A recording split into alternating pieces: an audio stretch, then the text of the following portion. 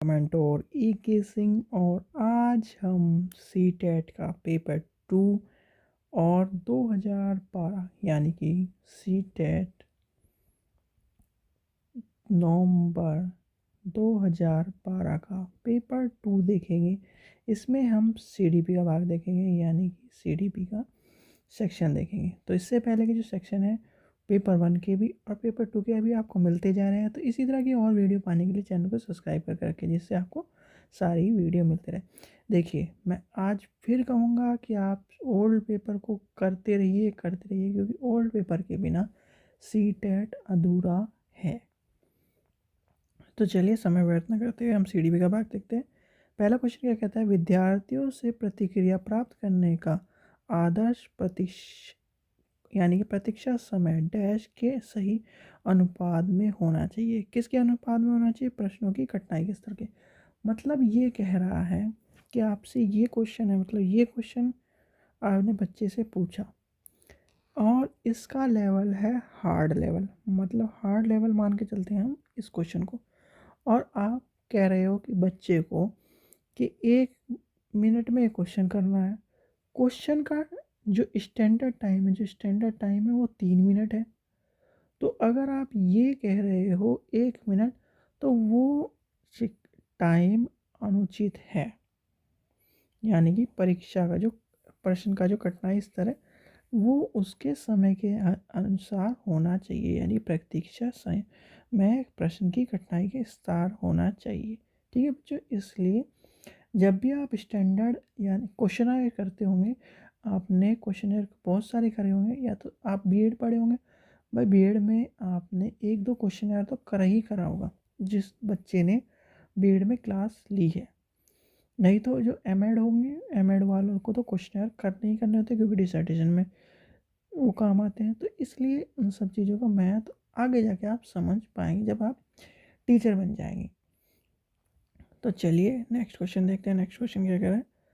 Question number 2 कह रहा है, मान लीजिए आप विद्यालय शिक्षा बोर्ड के अध्यक्ष हैं। आप अपने आधिकारिक क्षेत्र के अंतर्गत आने वाले विद्यालयों के शिक्षा का संपूर्ण गुणवत्ता को सुधार करने के लिए क्या योजना बनाएंगे? इस प्रकार का प्रश्न एक उदाहरण है। भाई इस तरह का उच्च स्तरीय अवसर वाला प्रश्न है, यानी कि आपको एक हाई लेवल की थिंकिंग डेवलप करने वाला क्वेश्चन दे रहा है ये जो क्वेश्चन है। तो इसका आंसर क्या होगा? Option number 4। क्वेश्चन नंबर 3 देखते हैं, सीखना डैश आकलन आकलन, यानी कि सीखने डैश के आकलन है और आकलन और अनुदेशन के बीच डैश के दृढ़करण द्वारा सीखने की प्रक्रिया। तो क्या होगा इसका आंसर? इसका आंसर हो जाएगा के लिए संबंध में, यानी कि सीखने के लिए आकलन और अनुदेशन के बीच संबंध का दृढ़ीकरण द्वारा सीखने का प्रभावित करता है, यानी कि ऑप्शन नंबर 3 हो जाएगा इसका आंसर। चलिए क्वेश्चन नंबर 4 देखते हैं। आंतरिक रूप से अभिप्रेरण विद्यार्थी कौन होता है? आंतरिक रूप से अभिप्रेरण के लिए बाह्य पुरस्कार उसकी अभिप्रेरणा को बनाए रखने के लिए प्राप्त नहीं है। तो भाई जो आंतरिक रूप से आपने देखा होगा, चलिए हम सी टेट का उदाहरण लेके चलते हैं। सी टेट आप पास करना चाहते हो तो आप आंतरिक रूप से अभिप्रेरण है, तो आपको कोई भी कैसा भी लालच दे आप उससे कोई इफेक्ट नहीं होंगे। और जो बाहरी रूप से इफेक्ट होगा, यानी कि आपको आपके पेरेंट्स ने ये कह दिया कि अगर आप सी टेट पास कर लोगे तो आपको बाइक लेके देंगे या कुछ भी लेके देंगे, फ़ोन लेके देंगे, तो वो होगा बाहरी रूप से कि आप फ़ोन के लालच में सी टेट पास करना चाहते हैं। जैसे आपने बोर्ड के एग्ज़ाम में देखा होगा कि 12th अच्छे नंबरों से पास कर लो तो तुम्हें बाइक दिला के देंगे, तो वो बाहरी रूप से होता है। आंतरिक रूप से कि जब वो बच्चा अपने अंदर से अपने प्रेरणा होकर आपने लिए, यानी कि अपने लिए उस नंबर को लेके आए, तो वो होगा आंतरिक रूप से। तो इस चीज़ का ध्यान रखना। क्वेश्चन नंबर 5 कहता है, सतत एवं व्यापक मूल्यांकन की योजना में व्यापक शब्द के अलावा निम्नलिखित में के द्वारा समर्थक किया जाता है। तो क्या होगा? जे.पी. गिलफर्ड, यानी गिलफर्ड के बुद्धि संरचना का सिद्धांत, यानी कि ऑप्शन क्या हो जाएगा? ऑप्शन नंबर फर्स्ट हो जाएगा इसका आंसर। चलिए क्वेश्चन नंबर 6 देखते हैं। कक्ष में शिक्षक और विद्यार्थी किसके प्रति जेंडर को डैश करते हैं और यह सीखने के वातावरण को डैश है। तो इसका आंसर क्या होगा? इसका आंसर हो, देखिए इसका आंसर पहला ही रूढ़िवादिता को संबद्धता करते हैं, यानी कि ऑप्शन नंबर फर्स्ट। चलिए क्वेश्चन नंबर 7 देखते हैं। उपलब्धि अभिप्रेरण है, तो क्या है उपलब्धि? चुनौतीपूर्ण कार्य करने में डटे रहने की प्रवृत्ति, यानी कि ऑप्शन नंबर 3 हो जाएगा इसका आंसर। चलिए क्वेश्चन नंबर 8 देखते हैं। देखिए आपको मैं एक चीज़ और बता दूं, सीटेट का पेपर होता है लेंथी, और सीटेट के पेपर में जिसकी रीडिंग स्किल सही नहीं है, और रीडिंग स्किल में भी जो पहली लाइन को ही पढ़कर आंसर को पूरा ना समझ पाए, वो सीटेट को एक तरह से क्वेश्चन छोड़ने वाली बात हो जाएगी। क्योंकि सीटेट का पेपर लेंथी होता है, आपको या तो पढ़ना तेज आना चाहिए या फिर पहली 2 लाइन से अर्थ समझना आना चाहिए। ठीक है बच्चों, इसलिए मैं कहता हूँ। और दूसरा ये भी बात, मुझे तो लगता नहीं कोई भी जो सीटेट पास होने के बाद भी इन पेपरों में बैठता हो, पर अगर कोई बैठ रहा है तो आप बिल्कुल सही चीज़ कर रहे हो। क्यों सही चीज़ कर रहे हो? क्योंकि उससे आपका फ्रेश माइंड होगा और आने वाले जो केवीएस और एनवीएस की जो भर्ती है उसके लिए भी आप प्रिपेयर होंगे। क्योंकि देखिए आपने मान लीजिए आपके 90 नंबर आ गए या फिर आपका 83 में पास हो गए, ठीक है, आप पास हो गए और पास होने के बाद भी सीटेट में बैठ रहे हो, और पास बहुत से बच्चे इस तरह के मैंने देखे हैं। जैसे मैंने भी सीटेट पास होने के बाद 2 बार में बैठा हूँ। क्यों बैठा हूँ? क्योंकि उससे माइंड फ्रेश हो रहता है, हमें पता चलता रहता है कि हमारी कैपेबिलिटी कितनी, और दूसरा पेपर मिलता रहता है। ठीक है, बैठना चाहिए और उससे आपका भी माइंड फ्रेश होता है। पढ़े रहोगे तो जंग लग जाएगा। चलिए क्वेश्चन नंबर 8 देखते हैं। क्वेश्चन नंबर 8 क्या कह रहा है? विज्ञान के प्रयोग में सामान्यतः लड़के उपकरण का, यानी कि देखिए जेंडर वाइज वाली बात कर रहे हैं। देखिए आपको इस सीधे से मैंने अभी सिर्फ और सिर्फ एक लाइन पढ़ी तो रूढ़िवादिता वाली समझ में आई। क्यों क्या कह रहा है? अब मैं इसको पूरा बिना पढ़े बता दूं आपको क्या कह रहा है। ये कह रहा है कि विज्ञान की प्रयोगशाला में, यानी कि आपने देखा होगा साइंस की लैब में लड़के क्या करते हैं? टेस्ट ट्यूबर सबको उठा के कहना प्रयोग करते हैं, और लड़कियां क्या करती हैं? रिकॉर्ड, यानी कि एक तरह से लिखने का काम करती है और बर्तन धोने के लिए कहते हैं। तो इस चीज़ का क्या उपयोग है तो आपको पता है रूढ़िवादिता। इसका आंसर देख लीजिए, पहला ही आंसर है पुरुष और स्त्री के रूढ़िवादिता भूमिका विद्यालय में हो रही है। ठीक है, तो इस तरह से आपको समझना होगा, तभी आप सीटेट पास कर पाएंगे।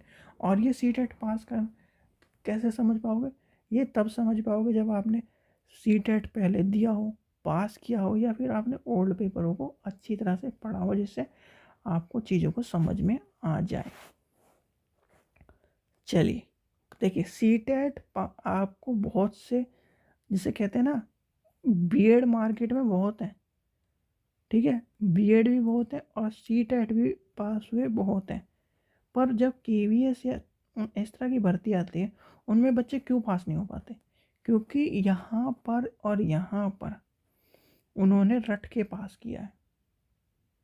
ठीक है, इसलिए केवीएस और डीएड ट्रिपल एसबी के पेपर नहीं निकलते। छोटी भर्तियों के बच्चों के पेपर निकल जाते हैं वो, क्योंकि वो रटने वाले पेपर होते हैं। केवीएस और डी ट्रिपल एसबी इन सब के समझने वाले पेपर होते हैं। वहाँ बच्चों की हवा पानी टाइट हो जाती है और बस फिर दिक्कत सभी। चलिए क्वेश्चन नंबर 9 देखते हैं। ये सब बातें चलती रहेंगी। सीबीएसई द्वारा प्रस्तुत यानी प्रस्तावित समूह का परियोजना गतिविधि डैश के कारण एक सशक्त साधन है। तो भाई इसकी सामाजिक भागीदारी को सुगम बनाने की बात कही है, यानी कि ऑप्शन नंबर 3 की बात कही है। चलिए क्वेश्चन नंबर 10 देखते हैं। क्वेश्चन नंबर 10 क्या?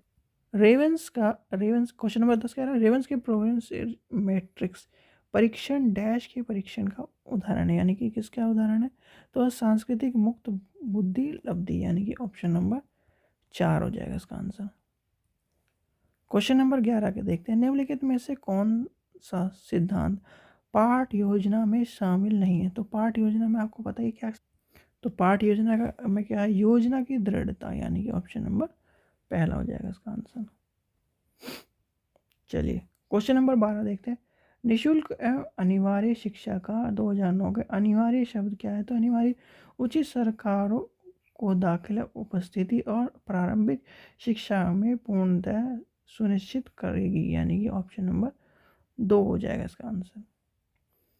चलिए क्वेश्चन नंबर 13 देखते हैं। अधिगमकर्ता का स्वनियमित का क्या अर्थ है। स्वनियमित का क्या अर्थ है, अपने सीखने और स्वयं अन्वेषण करने की योग्यता ना, यानी कि ऑप्शन नंबर 4। ठीक है बच्चों, चलिए नेक्स्ट देखते हैं। क्वेश्चन नंबर 14 देख।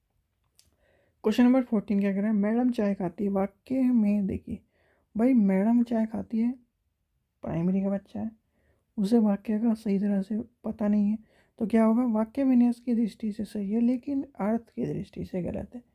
तो कौन गलती कर सकता है, छोटा बच्चा। उसे खाना, यानी कि उसे चाय पी जाती है ये नहीं पता, उसने कह दिया चाय खाता है, यानी कि मैडम चाय खाती है, तो इसलिए इस चीज़ की वाक्य विन्यास की दृष्टि से सही है। क्यों सही है, क्योंकि उसने चीज़ों को समझ लिया कि वो पी रही है या खा रही है, उसने देख लिया, क्योंकि उसे पता है कि जो मुंह में जाता है, यानी कि खाना या एक चीज़ मान के चलता है, लेकिन वाक्य की अर्थ विज्ञान की दृष्टि से गलत है। ठीक है, चलिए आगे चलते हैं। क्वेश्चन नंबर 15 देखते हैं। सीखने के सिद्धांत के संदर्भ में यानी कि सीखने के सिद्धांत की दृष्टि से स्कैप फोल्डिंग डैश की ओर संकेत करता है। भाई स्कैप फोल्डिंग का क्या, सीखने के वयस्कों द्वारा अस्थायी सहयोग, यानी कि ऑप्शन नंबर फर्स्ट हो जाएगा इसका आंसर। क्वेश्चन नंबर 16 देखते हैं। 16 क्या कह रहा है, एक महिला ने भोजन प्राप्त करने के लिए अपने बच्चे को बेच दिया। इस खराब, यानी कि सॉरी, इस खबर को डैश के आधार पर अच्छी तरह से समझा। भाई देखिए इसमें क्या होगा, इसका आंसर देखिए, आपने पहले चीज़ों को समझना है। उसने क्या करा, भोजन के कारण अपने बच्चे को बेच दिया, तो वो है पदानुक्रम आवश्यकताओं की सिद्धांत, यानी कि उनकी अपनी आवश्यकता। भाई इसमें दो चीज़ हो सकती हैं, आप दो चीज़ हम नैतिकता के तौर पर लेके चलें, तो क्या पता उसने अपने भोजन का बहाना करके अपने बच्चे को बेचा हो, कि भाई जब मैं अपने भोजन को ही नहीं प्राप्त कर पा रही तो कैसे इसको प्राप्त करूँगी, तो भोजन का बहाना लेके उसने अपने बच्चे को बेच दिया। तो ये है नैतिकता। और हम वैज्ञानिक यानी साइकोलॉजी की दृष्टि से देखते हैं तो वो है पदानुक्रम की आवश्यकता का सिद्धांत, यानी आवश्यकता का सिद्धांत सीधे सीधे। चलिए क्वेश्चन नंबर 17 देखते हैं, यानी 17 देखते हैं। बुद्धि लब्धि के आधार पर विभिन्न समूहों के विद्यार्थियों के वर्गीकरण उनके स्वगरिमा को डैश की ओर, उनके शैक्षणिक निष्पादन को डैश है। तो क्या है, घट्टा, यानी घट्टा है, प्रभावित नहीं करता, यानी कि प्रभावित नहीं करता, यानी कि ऑप्शन नंबर 2 हो जाएगा इसका आंसर। क्वेश्चन नंबर 18 देखते हैं। डीवी द्वारा सार्थकता समर्थित लय विद्यालय का उदाहरण तो क्या है, प्रगतिशील विद्यालय का, यानी कि ऑप्शन नंबर 4 हो जाएगा इसका आंसर। चलिए क्वेश्चन नंबर 19 देखते हैं। लॉर्ड कॉलरबर्ग के प्रस्तावित निम्नलिखित चरणों में से प्राथमिक विद्यालय के बच्चों के कौन से चरण के अनुसार कहा गया। देखिए इसमें आपको ये सारे ऑप्शन पढ़ के तब आंसर देना। अज्ञान पालन और दंड उन्मुखीकरण, व्यक्तिगत और विनियम, अच्छे अंत व्यक्तिगत सिद्धांत, सामाजिक अनुबंधन और व्यक्ति। तो इसका आंसर क्या है, पहला ही है, तो पहला क्या है, ये है, तो अज्ञान पालन यानी कि और दंड उन्मुखता और व्यक्तिगत विनियम, यानी कि ऑप्शन नंबर फर्स्ट। चलिए क्वेश्चन नंबर 20 देखते हैं। एक विद्यार्थी कहता है उसका दादा आया है, एक शिक्षक होने के नाते आपको क्या, नहीं। देखिए इस चीज़ को हम जब लेके चलते हैं तो आपको बच्चे को गलत कभी नहीं ठहराना है। पहली बात ये, डांटना नहीं है, मारना नहीं है, पीटना नहीं है। भाई आपका बच्चा गलत कर रहा है, आप उसके गॉड फादर हो, यानी कि उसके सब कुछ हो और आपको ही सब कुछ उसे सुधारना है। ठीक है, तो कहेंगे उसको सुधारते हुए कहेंगे अच्छा। आ, सही वाक्य नहीं बोल रहे हैं ये नहीं कहेंगे दादा आए हैं की जगह दादाजी आए हैं कहने चाहिए। अब आप अपनी भाषा को ध्यान दीजिए। अच्छा दादाजी आए हैं, तो देखिए अब सी टेट की जो ऑफिशियल आंसर की आई थी उसके हिसाब से चले और सही दृष्टि से आंसर के हिसाब से चले तो देखिए दो आंसर बैठते हैं। एक तो इसका आंसर होगा अच्छा उसके दादाजी आए हैं, ये होगा। और अच्छा बच्चों, यानी कि बच्चे आप सही वाक्य नहीं बोल रहे हैं, तो यानी कि उसको प्यार से समझाएंगे।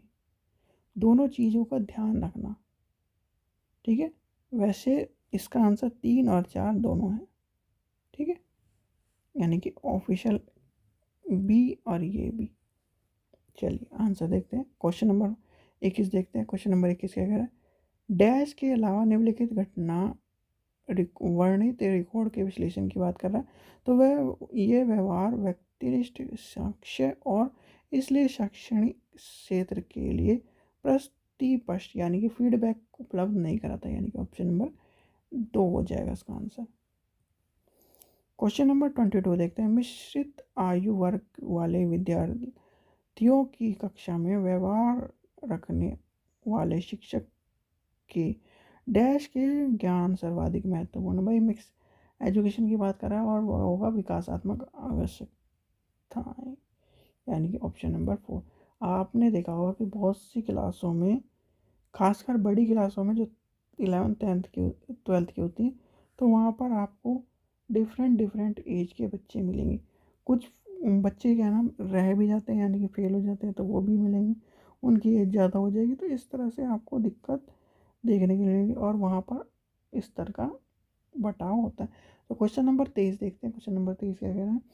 प्रतिभाशाली बच्चे क्या है? प्रतिभाशाली बच्चे मानव के लिए महत्वपूर्ण किसी भी क्षेत्र में अस्वाभाविक अच्छे निर्देश करते हैं, यानी कि वो बिना सोचे समझे एक तरह से अच्छा काम करते हैं। ऑप्शन नंबर 2 हो जाएगा इसका आंसर। क्वेश्चन नंबर 24 देखते हैं। संकल्पनाओं की व्यवस्थित प्रस्तुत विकास के निम्नलिखित में से किस सिद्धांत के साथ संबंधित हो सकते हैं? तो वो होगा विकास सापेक्ष रूप से क्रमिक होता है, यानी कि ऑप्शन नंबर 4 हो जाएगा इसका आंसर। क्वेश्चन नंबर 25 देखते हैं। शिक्षा का अधिकार अधिनियम 2009 के क्रम वर्ष के आधार पर कक्षा कक्ष में क्या होगा? आयु के अनुसार अधिक समंजित, यानी कि ऑप्शन नंबर 3। क्वेश्चन नंबर 26 देखते हैं। बाल केंद्रीय शिक्षा का समर्थन निम्नलिखित में से किस विचार द्वारा किया गया है? तो वो है स्किनर, यानी कि BF स्किनर, यानी कि सॉरी DV यानी कि इसका देखिए BF स्किनर का क्या है, उसका जो सिद्धांत है वो वैचारिक किसके ऊपर है? बाल केंद्रित के ऊपर नहीं, शिक्षा के केंद्र के ऊपर। तो यानी कि स्किनर और जो DV में जो कन्फ्यूज़न होता है इसका, बाल केंद्रित शिक्षा के सार्थक यानी कि कौन है? वो है DV। और स्किनर का किस चीज़ में नाम आता है? शिक्षा के विचारों के रूप में। तो इसका चीज़ का ध्यान रखना। क्वेश्चन नंबर 27 देखते हैं। प्रतिभाशाली बच्चे के संदर्भ में उसके सर्वधनी का अर्थ क्या है? तो वो है ऐसे विद्यार्थी को वर्तमान स्तर में ग्रेड का छोड़कर अलग उच्च स्तरीय ग्रेड की पदोन्नति करना, यानी कि ऑप्शन नंबर 1। क्वेश्चन नंबर 28 देखते हैं। एक अभिभावक अपने बच्चों को पढ़ाते समय शिक्षक को इस तथ्य को अनदेखा करना चाहिए और ऐसे बच्चे के साथ अन्य बच्चों को समान व्यवहार करना चाहिए, यानी कि ऑप्शन नंबर 2। क्वेश्चन नंबर 29 क्या कह रहा है? प्रतिभाशाली विद्यार्थी के लिए निम्नलिखित में से कौन सी गतिविधि सर्वाधिक उपयोगी है? तो वो क्या है? दी गई संकल्पनाओं के आधार पर मौलिक नाटक लिखना, यानी कि ऑप्शन नंबर 2।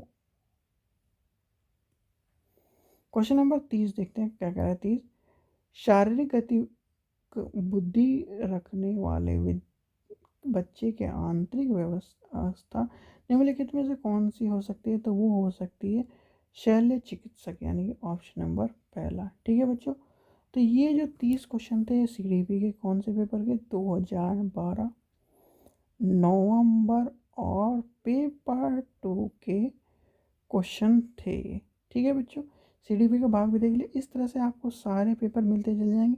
और एक चीज़ और, अगर आपको सी टेट के पेपर लेने हैं, यानी कि सी टेट पेपर 1 और पेपर 2 अगर आपको लेने हैं, तो आपको डिस्क्रिप्शन में लिंक दिया गया है, तो वहाँ से जाकर आप पेपर ले सकते हैं। आपको देखिए पेपर इसी तरह के मिलेंगे, क्रिस्टल एंड क्लियर सारे क्वेश्चन में, और सारे आंसर भी वही उठाए गए हैं जो आपको सब जगह मिलेंगे। यानी कि कोई भी ऐसा नहीं है कि हमने अपनी मर्ज़ी से उठा लिया। सी टेट की से उठाए हुए हैं, और जो नहीं की से उठाए हुए हैं वो भी किसी न किसी सॉल्यूशन के हिसाब से उठाए गए हैं। ठीक है बच्चों, आशा करता हूँ आपको वीडियो पसंद आएगी। वीडियो पसंद आई तो लाइक करें, शेयर करें, और चैनल को सब्सक्राइब करके रखें, जिससे आपको इस तरह की वीडियो और मिलती रहे। Thank you.